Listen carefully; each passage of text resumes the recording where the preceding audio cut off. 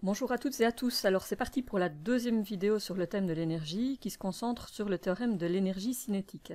Je rappelle le lien du travail énergie dans cette vidéo, puis je définis l'énergie cinétique, puis le théorème de l'énergie cinétique et enfin on pourra passer à la résolution de deux exercices typiquement rencontrés. Le travail d'une force, on a dit dans la vidéo précédente que ça traduisait les échanges d'énergie qui s'opèrent sur un système en mouvement d'un point A vers un point B. Et à la fin de la vidéo précédente, si vous vous souvenez, on s'est posé une question, quel est l'effet possible d'un transfert d'énergie? Et un des effets, c'est la modification de la vitesse. C'est ce que je vous propose d'analyser dans cette vidéo. Si on considère une force constante qui agit sur un bloc et qui déplace ce bloc depuis une position initiale qui est ici, jusqu'à la position finale, le bloc se déplace donc sous l'effet de la force sur une distance notée grand D, qui est donc le vecteur déplacement, et on voit que sa vitesse augmente. Donc si je considère sa vitesse initiale, elle est plus faible que sa vitesse finale. Si on utilisait les lois de Newton, mais que vous ne connaissez pas encore puisque c'est de la matière de cinquième, on pourrait démontrer que le travail total équivaut à cette variation d'énergie qui est tellement importante en physique qu'on l'appelait l'énergie cinétique. Donc l'énergie cinétique en physique, c'est simplement la masse de l'objet multipliée par sa vitesse à tension élevée au carré, ne l'oubliez pas, divisé par 2. Et ceci a bien les dimensions d'une énergie, puisque ce sont des kilogrammes fois des mètres au carré divisé par des secondes au carré. On parle bien de joules. Le travail total effectué sur ce cube équivaut donc à la variation, le delta, donc c'est en français on appelle ça une variation, correspond à la variation d'énergie cinétique, c'est-à-dire à son changement. Et ce qui est assez particulier, c'est qu'on ne considère que les états d'une part initiale et d'autre part finale. Donc seul le point de départ et le point final nous intéressent. Alors prenons un exemple concret, vous allez voir que cette relation peut être intéressante à utiliser. Si je prends une masse d'1 kg qui est déplacée par l'intermédiaire d'une force extérieure de 10 newtons, sa vitesse de départ est de 2 mètres par seconde, on déplace le bloc sur une distance de 3 mètres, donc cette force travaille pendant 3 mètres, et on se demande quelle sera la vitesse finale. Alors en exprimant cette relation-ci, on peut donc dire que la masse de 1 kg fois la vitesse finale que je ne connais pas élevée au carré divisée par 2, moins la masse de l'objet, fois sa vitesse initiale qui est de 2 mètres par seconde élevée au carré divisée par 2, est égale au travail extérieur. Alors quel est le travail dans ce cas-ci? Le travail total, le bloc est soumis à une force pesanteur qui est incapable de transférer de l'énergie puisqu'elle est perpendiculaire au déplacement, à une force normale qui est incapable de transférer de l'énergie pour les mêmes raisons, et on considère qu'il n'y a pas de force de frottement entre le bloc et la paroi sur laquelle le bloc glisse. Autrement dit, le travail total est le travail de cette unique force extérieure. Et donc ce sera, on l'a vu dans la vidéo précédente, la force dont il est question, fois le déplacement sur lequel elle travaille, multiplié par le cosinus de l'angle entre le vecteur déplacement et le vecteur force. Entre ces deux vecteurs, l'angle est un angle nul, et donc on peut écrire que Vf au carré divisé par 2 moins 2 est égal à la valeur de la force qui est de 10 newtons, fois la valeur du déplacement 3 mètres, fois un cosinus de 0 degré qui va nous donner un facteur 1. On trouve finalement que la vitesse élevée au carré est égale, ceci me donne 30, le 2 qui passe de l'autre côté, ça me fait 32, multiplié encore par le facteur 2 qui se trouvait en dessous de ce terme, ça fait donc 64, et donc la vitesse finale est une vitesse de 8 mètres par seconde. Donc voilà, c'est un exemple tout simple qui montre l'intérêt de cette relation quand une force extérieure est au travail et que son effet est une augmentation de vitesse du système sur lequel elle agit. Alors on peut définir le théorème de l'énergie cinétique qui dit donc exactement ce qu'on vient de dire à la vidéo précédente. Lorsqu'un travail est exercé par une force sur un système et que, attention, c'est restrictif, le seul changement est la vitesse du système, alors on peut dire que le travail total effectué sur le système est égal à la modification de son énergie cinétique. Autrement dit, le théorème de l'énergie cinétique se résume à cette relation-ci.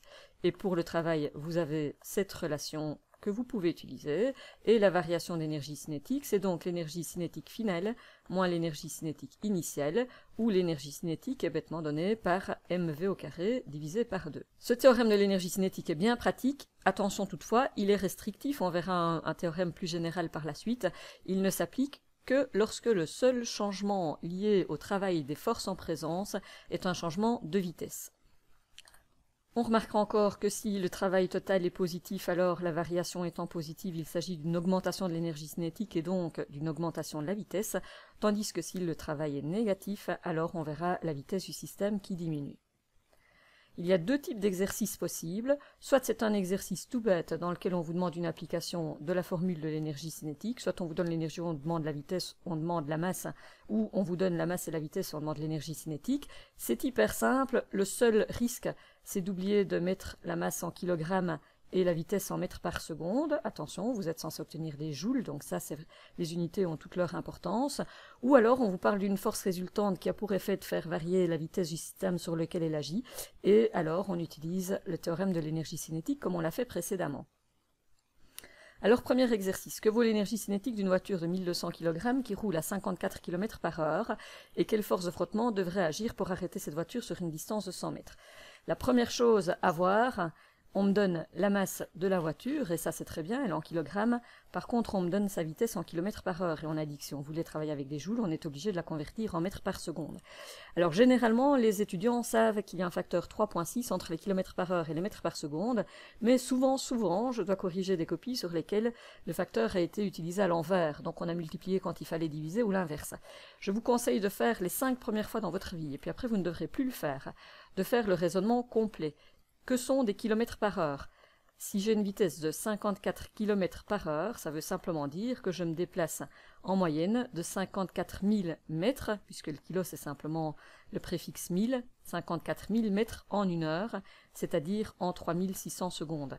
Et donc 54 km par heure, c'est 54 000 divisé par 3600, ou si on divise par 1000 le numérateur et le dénominateur, 54 divisé par 3.6, ce qui nous fait une vitesse de 15 mètres par seconde. Voilà, si vous faites ça 5 fois, après, vous ne vous tromperez jamais plus quant à savoir est-ce que je dois diviser par 3.6 ou multiplier par 3.6. Alors, première question, que vaut l'énergie cinétique de cette voiture? C'est bêtement une application de la formule. L'énergie cinétique, c'est m fois v au carré divisé par 2. La masse en kilogrammes, la vitesse en mètres par seconde, n'oubliez pas d'élever au carré, divisé par 2, et ceci nous donne 135 000 joules.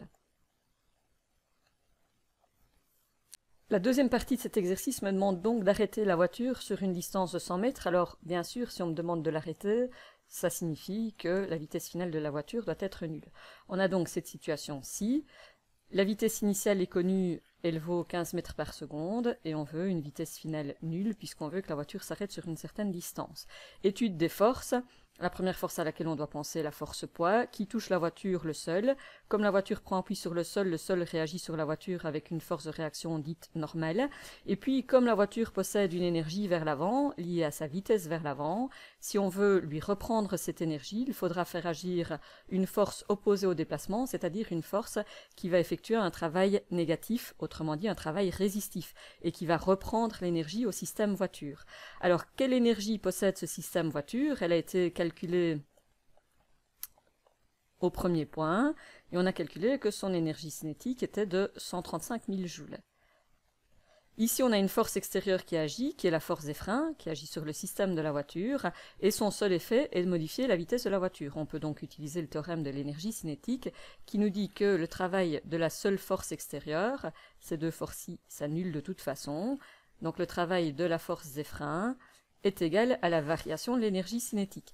Si la voiture possède au départ une certaine vitesse et donc une grande énergie cinétique, quand elle arrivera à la fin du freinage, elle n'a plus de vitesse et donc plus d'énergie cinétique.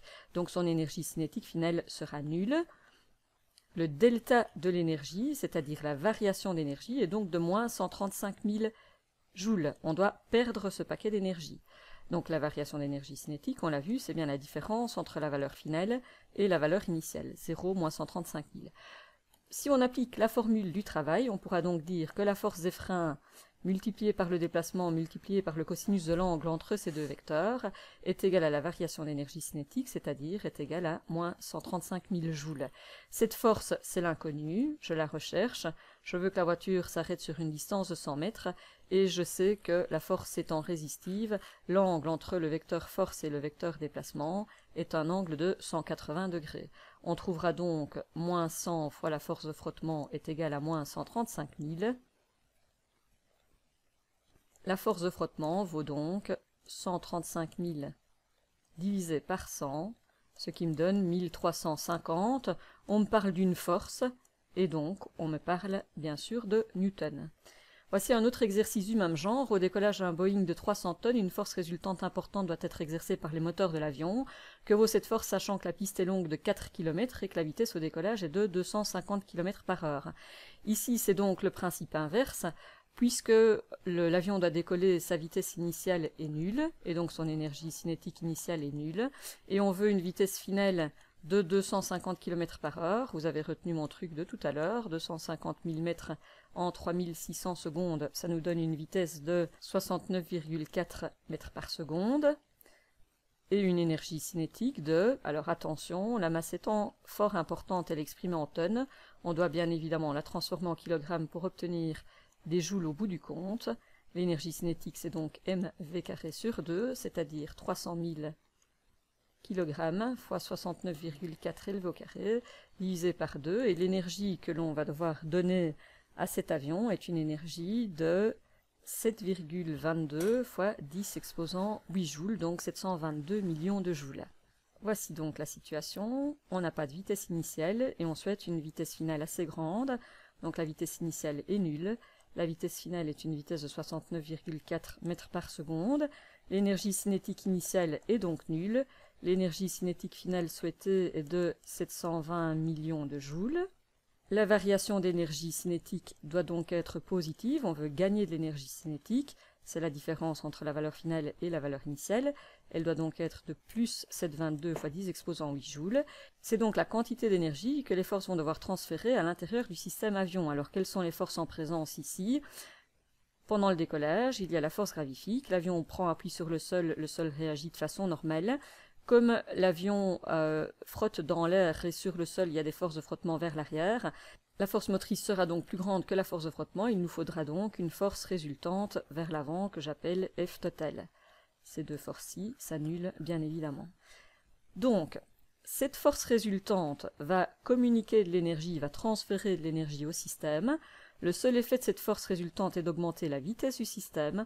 On peut donc appliquer le théorème de l'énergie cinétique et dire que le travail de cette force résultante est égal à la variation de l'énergie cinétique. C'est-à-dire que la force résultante fois son déplacement fois le cosinus de l'angle entre les deux vecteurs doit être égale à la variation d'énergie cinétique. Point de vue numérique, je ne connais pas cette résultante. Je veux que ce gain d'énergie se produise sur une piste qui est longue de 4 km. Attention, on doit travailler en mètres, donc de 4000 mètres.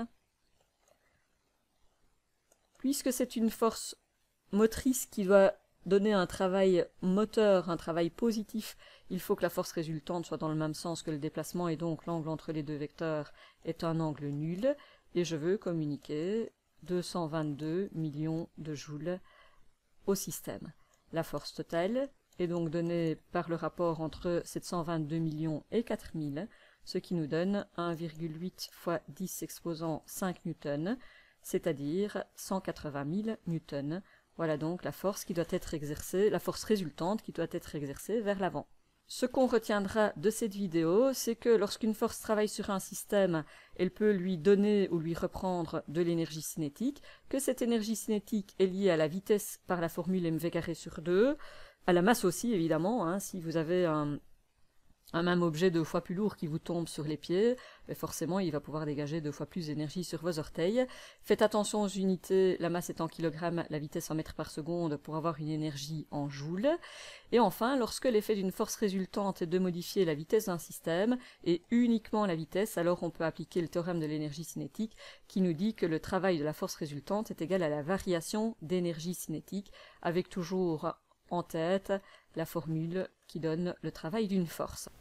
Voilà, et donc on s'était posé une question à la fin de la vidéo précédente, quel est le résultat visible d'un transfert d'énergie vers ou à partir d'un système? Première réponse, sa modification de vitesse et donc sa modification d'énergie cinétique, ça c'est fait. La prochaine vidéo concernera les énergies potentielles, d'une part gravifiques quand l'altitude du système est modifiée, et d'autre part élastique lorsque le système est déformé. Tout comme avec la vidéo précédente, je vous laisse avec une série d'exercices à résoudre. Prenez le temps de bien comprendre avant qu'on ne passe à la vidéo suivante d'ici quelques jours. Portez-vous bien et prenez soin de vous.